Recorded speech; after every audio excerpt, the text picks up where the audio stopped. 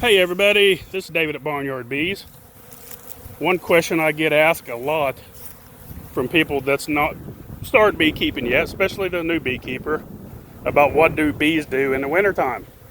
A lot of people ask, do they hibernate? Do they sleep? What do they do? Well, today it's about 65 degrees, so today they're broke from cluster and they will go out and do what they call cleansing flight.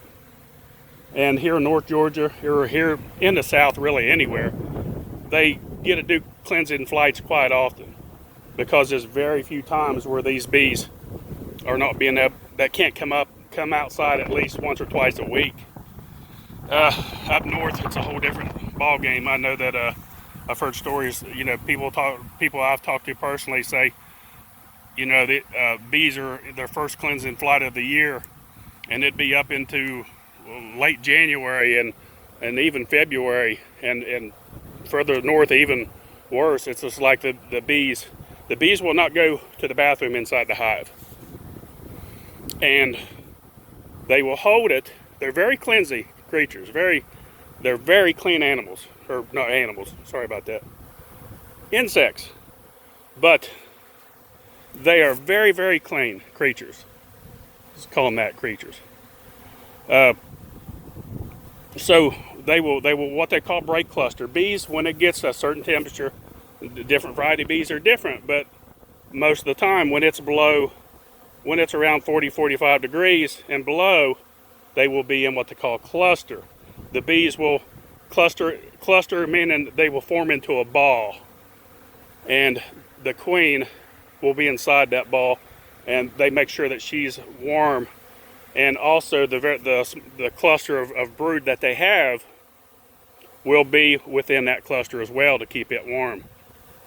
So, and then the bees will actually move throughout the hive in cluster, feeding on the honey, on the pollen and such. And so when it warms up, is what they call breaking cluster. The bees will leave the hive, they will come out, and they will forage for whatever they can find. I have a corn feeder up there. It's just a community feeder for my chickens, and they will actually gather on it by the hundreds. And I'll show a video of it later on. And they may not do it this year because we're feeding pollen so heavy, so they may not even go to it. But if they do, I'll show you, because they're pulling like dust particles, cornmeal. They're pulling the cornmeal, the protein source, off of the corn, and they will take that back to the hive. And anything else that they find outside the hive, they will consume as well. If they find sugar, they're going to take it. They're going to eat it. If they find a Coke can or a Pepsi can or anything like that, a pop can, whatever you want to call it, and it's got some sugar in it, they're going to take it. Now, it's not in huge amounts, and it doesn't hurt them. It's not like you're feeding them in the high top feeder, feeding them gallons and gallons and filling that hive full of liquid that needs to be reduced down and vaporized, evaporated down to a concentration equal to honey. It's not like that. So they take in small amounts. Now, we've got a little experiment going on here to the left. And I know before I show you that I've said, don't feed sugar water to your bees. But this is a very, very high concentrate. It's a 3 or maybe even 4 to 1. I'm surprised it's even coming out of the holes. And it's something that I'm just trying this year in small amounts. This is a 5-gallon bucket. It's this one here had just emptied, and it'd been here for a week and a half or 2 weeks, so it's taken them that long to draw it down. So it's not like they're putting huge amounts into the hives. It's not like that. You got 200 and some hives right here that are active, that are alive. So 5 gallons divided among that is very little. It's not much at all. So, 10 gallons total here. But on the other hand, it may give them just a little bit of extra to help them get through. And also, remember, in the wintertime, bees are prone to get what they call nosema. It's actually like a diarrhea that the bees can contact.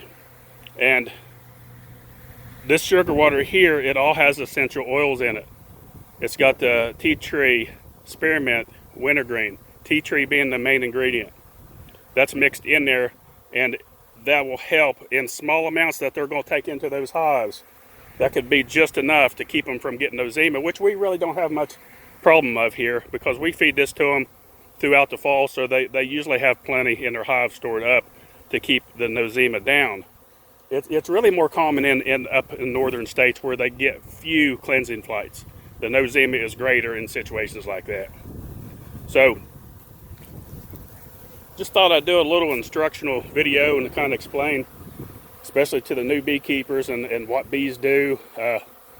Now these bees are really active today. They was active yesterday. So we'll have 3 or 4 days or more that these bees will be flying like this. And I'll put it on pause here and I'll show you a couple of the hives.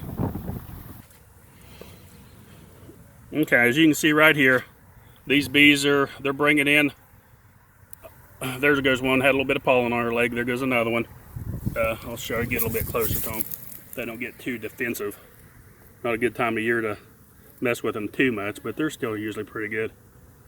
But they'll bring it in pollen. Right there had a little bit of pollen on her leg. And nectar, as you can see, the hive is tilted forward. The entrance being towards the front, where any kind of moisture, anything will roll out of the hive.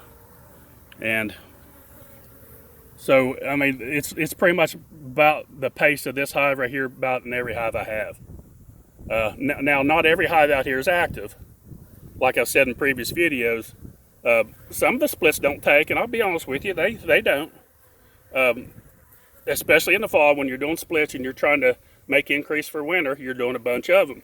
You do a lot of them to get a bunch. You got to do several, and about 70-80% will make it, but there's always some that doesn't, and that's okay because we work with numbers, and that's what we do to get a large increase going through the winter. And that's why I'm a big believer in feeding the pollen. And like I said, just experiment just a little bit with that sugar water. I'm not doing a whole lot. I'll probably feed that right there, and that'll probably be it. It'll probably take them, it's because it's going to get cold, and they'll probably take them a couple weeks to get that down. So then, I mean, then we'll be into mid-January almost, or first part of January. By then, we usually go through a cold spell where it's extremely cold for a couple weeks, and then they won't be touched again until February, when we'll put out maybe a little bit more about mid-February. Now I know a lot of this is kind of excluded to the southern states. I wish everyone could have opportunities to do what we do here in the south with the bees, but it's even more south of me. I talk to a lot of beekeepers that'll make any Georgia beekeeper very envy because they can do splits and raise honey bees all winter long, and they're really blessed with really good weather and nice warm climates. But it's not like that everywhere. It's just everybody has it different. Another thing I want to talk about, in my archive of videos, I have a bunch of videos that I haven't ever posted. They just kind of got put to the side because I made so many of them. And I posted one here a few days ago, and people was asking, am I doing splits? And no, I'm not doing splits. So if you happen to see any videos that doesn't go with this time of year, you'll know that and I'm gonna start posting not in the title, but in the first part of the description, that this is an old video, so everyone will know. It was a video on my mini mating Nucs, and I didn't really think about it at first, and then a few people started asking questions about if am I doing splits now and making queens. Well, we're not. So I went down and wrote it in the description so people would understand that it wasn't just made. But I have a few of them that I found, and actually, well, what happened? They got lost. And when I changed this phone over, kind of weird with these, how these phones work. When I pulled all these down from the cloud, I guess you call it, when I started uploading, transferring data back over to this phone, all these old videos started popping up. Even the ones I deleted, that I had already uploaded to YouTube, they all showed up again.